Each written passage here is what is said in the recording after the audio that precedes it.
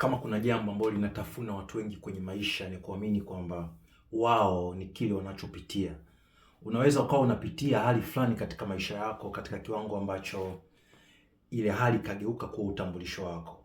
Kwa hiyo kwa mfano, kwa muda mrefu unapitia hali ngumu ya kiuchumi, alafu ugumu au maskini unakuwa utambulisho wako. Mimi ni maskini bwana, sisi ni maskini kwa sababu ile hali imekutafsiri. Unaweza kuwa unapita kipindi cha maumivu au umesongwa na mambo ya kukupa hofu kwa muda mrefu mpaka ile hofu inakuwa ni utambulisho wako. Na mambo mengine mengi kwenye maisha, mara nyingi watu huwa wanapokaa kwenye hali fulani kwa muda mrefu na wanapoona hakuna namna ya kubadilisha ile hali, basi ukubali kuvaa utambulisho unaotokana na ile hali wanayopitia. Na wakati mwingine inakuwa vigumu sana kutoka ukishakuwa mahali umekamatwa. Kwa mfano, niongee na wewe ambaye sasa hivi umekamatwa kwenye madeni. Wako watu ambao umekamatwa kwenye madeni, unataka kuwa huru, you want to be free. Sio kwamba mtu ambaye una matumizi mabaya, ni mtu ambaye unapambana, unajitahidi, lakini kuna matukio tu yamekuwa yakitokea mpaka yanakupelekea katika namna ambayo huna jinsi isipokuwa kuingia katika mikopo, na wakati mwingine mikopo ya kausha damu, ya kukuumiza, ya kukuweka kwenye riski kubwa, na unapambana, unaona kabisa inakuwa vigumu kujinasua. Yaani ile ni hali ambayo umetumbukia mule ndani. Sasa mtego ni huu, ukikubali kutafsiri, ukikubali ikupe utambulisho, utakaa utoke hapo. Na ndio maana kuna watu maisha yao yote wanaishi katika madeni kwa muda mrefu sana. Wanakosa uhuru wa akili, the freedom of the mind. Huwezi kuwa na uhuru katika akili yako kama umekamatwa katika madeni ambayo hayatokani na hiari yako. Madeni yanayokuumiza, madeni ambayo yanakufunga. Sasa kuna mambo ya kufanya ili uweze kutoka hapo. Mfano kwenye madeni, lakini sio tu, sizungumzi tu madeni, hali yoyote unayopitia kwenye maisha. Inawezekana ni mahusiano ya kukuumiza. Imefika mahali unasema huu ndio utambulisho wangu. Kuna watu anajua kabisa mahali alipo sio mahali sahihi na ameshafanya majaribio ya kutoka na kujinasua, lakini anaona umekuwa ni mtego ambao hawezi kujinasua. Kwa hiyo anakubali, unakuwa ni utambulisho wake. Hata mimi niliwahi kutaka kuingia kwenye huo mtego. Kuna mawazo kama yananiambia, basi mimi ni yule ambaye sina bahati. Sina bahati, yaani kwamba sina bahati ya kuwa na mahusiano yenye afya, mahusiano mazuri, mahusiano bora. Kilichonifanya nifikirie hivyo sio kwamba nilistahili kuwa hivyo au ni hali ambayo nitakiwa kuwa nayo, ni kwa sababu nilikuwa katika mazingira ya kuumiza kwa muda mrefu na nijaribu kufanya kila namna kubadilisha hali ya kubadilika. Kwa hiyo lazima uelewe hii siri ya kuweza kujinasua kutoka katika hali iliyokupa utambulisho, hali usiyoitaka iliyokupa utambulisho. Kwanza ni kujitenga, kujua kwamba kuna wewe na kuna hiyo hali. So, nikizungumza kwa mfano kwa habari ya madeni, nakumbuka mwaka ambao nilisongwa, niliingia kwenye madeni. Hakuwa madeni makubwa sana, lakini kwangu yalikuwa makubwa kwa wakati huo kutokana na hali ambayo nilikuwa nayo katika kujinasua kiuchumi, katika kufanya shughuli zangu ambazo nilikuwa nazifanya. Kuna matukio yalitokea, na haya matukio ni kama matukio yalikuwa yamejipanga mfululizo kunibakisha chini, kuniumiza tu katika ile harakati yangu ya kutaka kuwa huru. So what happened? Nimefanya biashara shughuli yangu, baada ya muda mara anatokea huyu, mara anatokea huyu, unaambiwa kuna hiki kinatakiwa kilipwe na vitu vingine havina uhalali. Ni kwamba tu kwa sababu kuna hiki uko umesema hakuna hiki, kuna procedure hiyo ikufuatwa, kwa hiyo inakulazimu ufanye malipo ambayo sio malipo halali ambayo unatakiwa uyafuate. Ni kwa sababu tu kuna watu ambao kuna kanuni zao wameziweka, na yamkini ni wao wenyewe wanashindwa, wanatumia zile kanuni kumkandamiza mtu mwingine. So it happened like that. Kwa nikajikuta nikaingia katika madeni, nikaingia katika hali ambayo niliona kabisa yale madeni yamekuwa kama mnyororo usioweza kukatika. Nakumbuka wakati ambao kuna wakati nilikuwa natembea mpaka nataka kutokwa na machozi nikifikiria hii hali itakuwa mpaka lini. Ushakuwa kwenye hali ambayo unaona imekukamata kama utando wa buibui, kila ukitoka huku unanaswa, kila ukienda huku unanasa, kila ukienda huku unanasa. Hiyo ndio hali ambayo nilikuwa nayo wakati huo. Nilidhani kwamba nitabaki kuwa katika hali ile milele, yaba itakuwa ndio mwisho wangu na kuharibikiwa kabisa. Lakini nini ufanye? Jambo la kwanza au nini nilifanya hata mimi ni kujitofautisha. Wakati huo jua hali yoyote inapita, hali yoyote ni kama upepo, ni kama mawimbi, lakini wewe ni ile nafasi. Wewe ndio upo, lakini hali inakuja na kuondoka. Jitofautishe kati ya wewe na hali unaopitia. Hiyo ni hatua ya kwanza ya kuwa huru. to get peace of mind. Amani ya moyo inakuja pale ambako unasema hivi, mimi na hiki ninachopitia ni vitu viwili tofauti. Jambo la pili, tambua thamani yako. Tambua thamani yako, yaani thamani yako haipimwi na hali. Kwa mfano, ukiwa umesongwa na madeni, yanaweza kukufanya uone kwamba huna thamani, wewe ni mtu maskini, mtu wa fedhea. Sasa tambua thamani yako, sema hivi, mimi nina thamani kubwa mno kuliko haya madeni.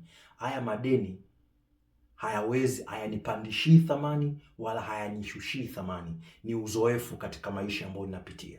Haya mahusiano hayatafsiri thamani nilionayo. Hata kama niko kwenye mahusiano au nipo kwenye mazingira na watu ambao hawajali uwepo wangu, haibadilishi kwamba mimi ni mtu muhimu, ninahitajika katika sayari dunia.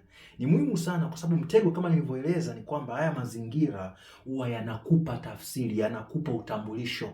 Ukishakubali kujitambulisha na hali unayoipitia, tayari unakuwa ni mtego ambao hutakaa ujinasue. Kwa jambo la pili ni hilo, tambua thamani yako. Cha kwanza, jitenganishe na hiyo hali. Cha pili, tambua thamani yako haitokani na hali ya nje. Mimi nakumbuka wakati huo wale watu mpaka waliamua kutaka kunidhalilisha, tutatuma message wapi wapi. Okay, na walifanya hivyo sio kwa mimi kuvunja sharti lolote. Yaani ilikuwa ni mifumo, kama wakati mwingine ninaeleza katika lugha ya kiroho, ziko nguvu pia ambazo zinatumia watu, ambazo zinakunasa usiwe huru, kwa zinakuweka katika hali ya surviving, katika hali ya kupambana, hali ya stress. Ukiwa katika frequency ya chini una vibrate low. Ukiwa katika hali ya hofu, wasiwasi, mahangaiko, kujisikia vibaya, itakuwaje? Hivi nani akijua taarifa kwamba baba nimekopa hivi, itakuwaje? Nitaonekanaje?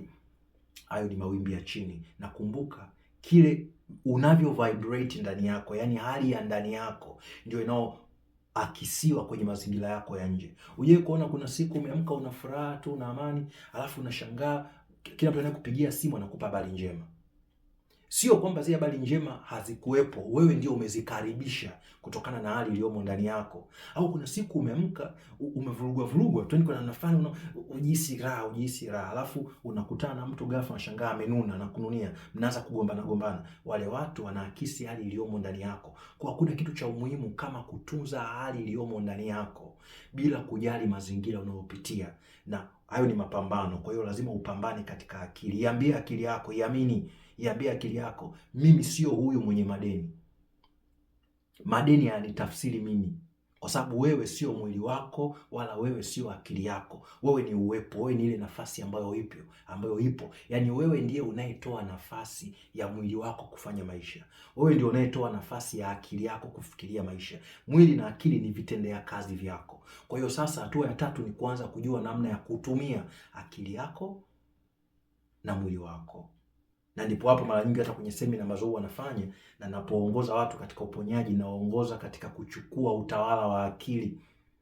Kwa sababu mchawi uko hapo, mchezo uko hapo. Usipoweza kuchukua utawala wa akili, kama nilivyosema, utajitambulisha na vile vitu vitakupa thamani wewe. Ina maana utaishusha thamani yako kwa sababu ya mazingira na hali unayopitia. Wakati mwingine uioni thamani yako kwa sababu uko na watu ambao hawajui thamani ulionayo. Ni kama ukichukua kitu cha thamani. Kwa mfano, unaweza kuwa na kitu, kuna ule mfano ambao unapenda kutolewa. Kuna mtu alikuwa na gari moja ya babu yake la zamani sana. Alivyopeleka kwa watu wa scraper, wakamwambia leta 20,000 tu. Hivi ni mavyuma tu haya. Alivyoenda kwa sehemu ya watu kwenye eneo la watu mashuhuri na nini, hebu ondoa bwana, hatutaki vitu vya zamani. Lakini alivyoenda makumbusho kubwa sana, hiyo makumbusho yanayotembelewa na watu wengi duniani, wakaona kitu cha thamani na cha ajabu. Yaani ile gari aliyokuwa nayo ilikuwa ni ya thamani, yaani kitu alichokuwa nacho kilikuwa ni cha thamani kubwa mno. Sasa thamani yako inategemea na mahali ulipo. Unapokuwa umesongwa na mambo mengi magumu ambayo yamekunasa, hata ujui namna gani unatoka, jiangalie uko wapi. Uko mahali sahihi? Uko mahali ambako unakumbushwa udhaifu wako, mapungufu yako, au unaonyeshwa uwezo ulio ndani yako? Na unapokuwa wapi, simaanishi tu labda uondoke ghafla sehemu ulipo, lakini hata unamtazama nani, unamsikiliza nani, ukiingia kwenye social media unatazama nini? Na maana uko wapi? Mahali ulipo ni mahali ambako unalisha macho yako, masikio yako na akili yako mambo yanayokuonyesha thamani ulionayo. Na jambo la nne, ukiwa umesongwa na mambo haya yote, Anza kubadilika kuhusu wewe, anza kubadilisha hali, anza kuangalia unafanya nini sasa hivi. Na moja ya kanuni ambayo hata mimi niliitumia ni kanuni ya kugawanya faida. Mara nyingi unakuta una jambo lako moja unalifanya, ndio hilo unalolitumia kupambana kupata pesa, ndio labda ndio kalipe na madeni. Linakuichukua wewe asubuhi, lazima uwepo pale, hiyo biashara iende, bila wewe biashara iende. Ina maana huna muda wa kusoma, huna muda wa kujifunza, huna muda wa kuwekeza kwako. Sasa wakati mwingine unaweza ukapata mawazo katika namna ya kujikwamua, kwa sababu wewe usipobadilika hali yako ya nje haiwezi kubadilika. Wewe ukibadilika ndani ndio hali yako ya nje itabadilika. Kwa hiyo lazima uwekeze ndani yako. Je, unao muda wa kuwekeza ndani yako? Kwa hiyo inabidi uanze polepole. Kama hicho kitu ulicho nacho bado hakijaweza kugawanywa faida, inabidi utenge muda wa ziada. Kama waga unaamka saa 10 au saa 11, basi nusu saa ya kufanya jambo la kukufanya kuwa mtu bora zaidi. Kama ulikuwa unaenda kupumzika saa 5 saa 6, basi ongeza nusu saa au dakika 15 ya kujiambia aina ya mtu unayetaka kuwa. Kwa hiyo ukishaweza ukaona ile faida ulionayo angalau unaweza ukaigawanya, mwachie mtu mwingine aifanye ile.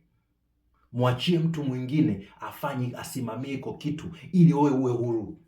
Yaani kubali kupata pesa kidogo pamoja na uhuru, yaani uhuru wa muda wako. Kwa sababu ukiwa na uhuru wa muda na una pesa kidogo na utulivu wa akili, utaweza kuwekeza katika kujifunza, katika kuwa mtu bora zaidi. Wewe unapokuwa mtu bora zaidi ndio unaweza ukawa na ideas na mawazo yaliyo bora zaidi. Ina maana ukiwa na faida ndogo kwa kitu kimoja, ukawekeza ndani yako, ukapata wazo jingine la kuwa na kitu kingine, ukatengeneza na kitu kingine, inafika mahali unakuwa na vitu viwili au vitatu vyenye faida ndogo, lakini ukiunganisha inakuletea faida kubwa pamoja na uhuru. Kwa hiyo usisahau jambo la muhimu sana, huwezi kubadilisha hali yoyote nje wewe usipoamua kubadilika. Na hapa ndipo kwenye gharama kubwa sana. Watu wengi wanaogopa kuchukua, tunasema kutake risk. Lazima ukubali kuachilia baadhi ya mambo. Lazima ukubali kuonekana kama mtu ambaye anafanya maamuzi ambayo sio. Lakini wewe ukiwa unajua kwenye akili yako na kwenye calculation yako nini unataka. Na ngoja nikwambie, uhuru wa kweli wa kiuchumi unakuja pale unapokuwa na utulivu wa akili. Ndio maana angalia watu wengi waliofanikiwa kiuchumi na hata matajiri wakubwa, wavumbuzi wa mambo, walikuwa wanazingatia sana muda wa kuwa na utulivu wa akili. Unakuta muda ambao mtu anakuwa kwenye bustani, kwenye uoto wa asili na nini, ndio anapata mawazo. Lakini kama muda wote unahangaika, akili yako yote inawaza kulipa deni, ina maana akili yako haijatulia, huwezi kupata mawazo mapya yatakayokufanya kuwa huru. Bonus, nikupe jambo la mwisho. Ondoa mkazo wako, ondoa focus yako katika hayo mambo yanayokuumiza. Anza kuweka focus katika kile unachokitaka. Fumba macho yako, sema hivi: mimi pasipo madeni ni mtu wa namna gani? Mimi pasipo mahusiano yenye kuumiza ni mtu wa namna gani? Mimi pasipo mazingira haya nisiyoyataka ni mtu wa namna gani? Ukishaona unachokitaka tofauti na hiki ambacho ukitaki kinakuumiza, anza kufocus kwenye hicho. Nifanye nini ili niwe hiki? Nifanye nini ili nifananie na hali hiyo? Nifanye nini ili nikipate hiko? That's the secret of success. Hakuna uchawi, lazima ukubali kufanya jambo sasa hivi. Tumia hiyo kanuni, maisha yako yatabadilika. Uhuru, maisha ya furaha, hiyo ni hali yako ya asili, na upasi kumpa mtu mwingine wala kuruhusu mazingira yako ya kuibia hiyo thamani.